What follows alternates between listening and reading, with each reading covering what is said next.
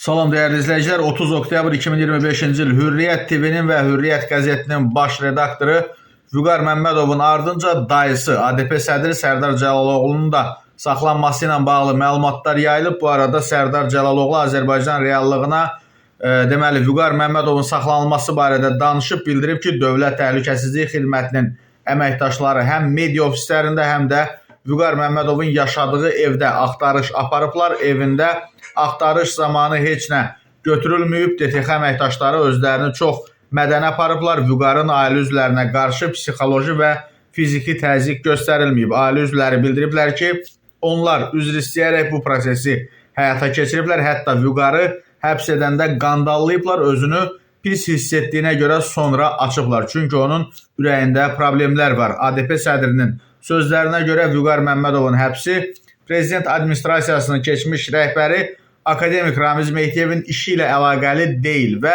bu iddialar əsassızdır. Bunun heç bir əsası yoxdur, çünki Vüqar bəyin fəaliyyəti ilə bağlı iradlar təxminən 6 ay əvvəl mənə çatdırılmışdı. Bu iradları həm prezident administrasiyası, həm də Dövlət Təhlükəsizlik Xidməti bildirmişdi. Mən də dəfələrlə çalışmışam ki, Vüqar Məmmədov çıxışlarında radikal olmasın, irad tutulan məsələlərə yer verməsin. Sadəcə Vüqar gərgin vəziyyətdə idi, fikirlərini radikal formada ifadə edirdi. Vüqarın valideynləri də həmin çıxışlarına görə ona dəfələrlə iradlarını bildiriblər. O, ağır iqtisadi, sosial vəziyyətə düşən insanları görüb emosional reaksiyalar verirdi. Ramiz Mehdiyevlə bu məsələni əlaqələndirmək böhtandan başqa bir şey deyil. Cəlaloğlu əlavə edib ki, Vüqar Məmmədovun əvvəllər də Ramiz Mehdiyevlə eyni cəbhədə dayanması barədə deyilənlər tamamilə əsassızdır. Həmin şəxsin vaxtında Vüqar Azərbaycan Demokrat Partiyasını maliyyələşdirmək ittihamı ilə